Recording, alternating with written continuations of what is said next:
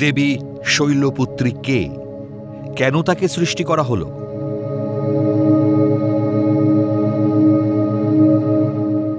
কৃষ্ণপক্ষের অবসান আর সূচনা হয় দেবী পক্ষের।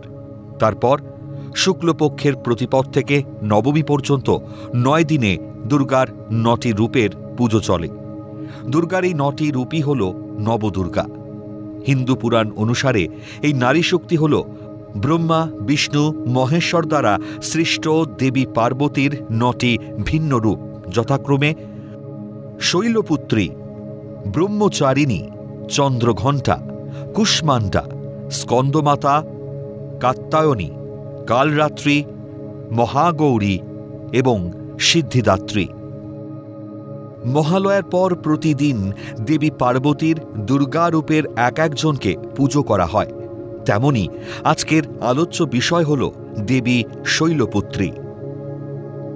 শৈলপুত্রী হলেন দেবী পার্বতীর একটি রূপ এবং নবদুর্গার প্রথম দেবী।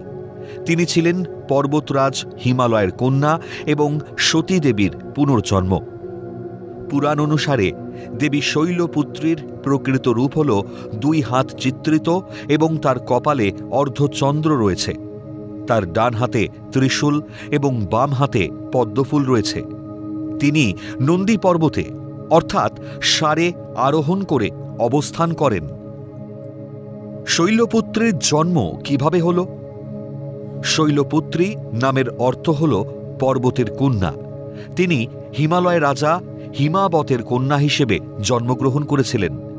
হিন্দু পুরাণ অনুসারে সতীদেবী দক্ষরাজের যজ্ঞে মহাদেবের প্রতি স্ত্রীর ভালোবাসা এবং পিতার অপমান সহ্য করতে না পেরে দেবী সতী তার দেহত্যাগ করেছিলেন। এরপর তিনি হিমালয় শৈলরাজ হিমাবতের কন্যা হিসেবে জন্মগ্রহণ করেছিলেন, তাই তার নাম শৈলপুত্রী। শৈলপুত্রী দেবী সাহস, শক্তি এবং নিজের ওপর বিশ্বাস স্থাপনের প্রতীক।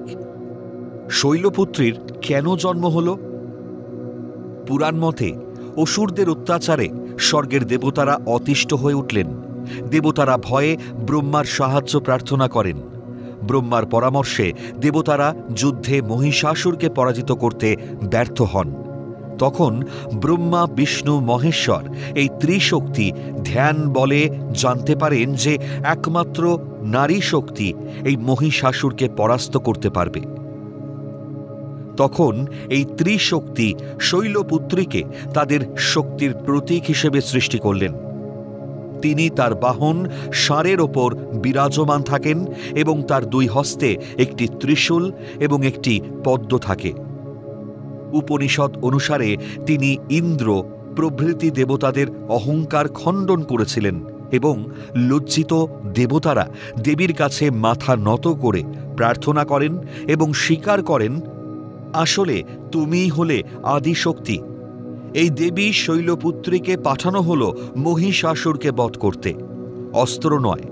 শৈলপুত্রী হলেন মূলাধার চক্র বা মূল চক্রের দেবী এবং এই চক্রের শক্তি জাগ্রত হলে আধ্যাত্মিক জাগরণ হয়। কিন্তু মহিষাসুরের আধ্যাত্মিক জাগরণ ঘটেনি, যা জীবনের লক্ষ্য অর্জনে ব্যর্থ হন দেবী শৈলপুত্রী। তা সত্ত্বেও মর্ত্যবাসী নবরাত্রির প্রথম দিনে দেবী দুর্গার এই অবতার শৈলপুত্রীর পূজা করেন।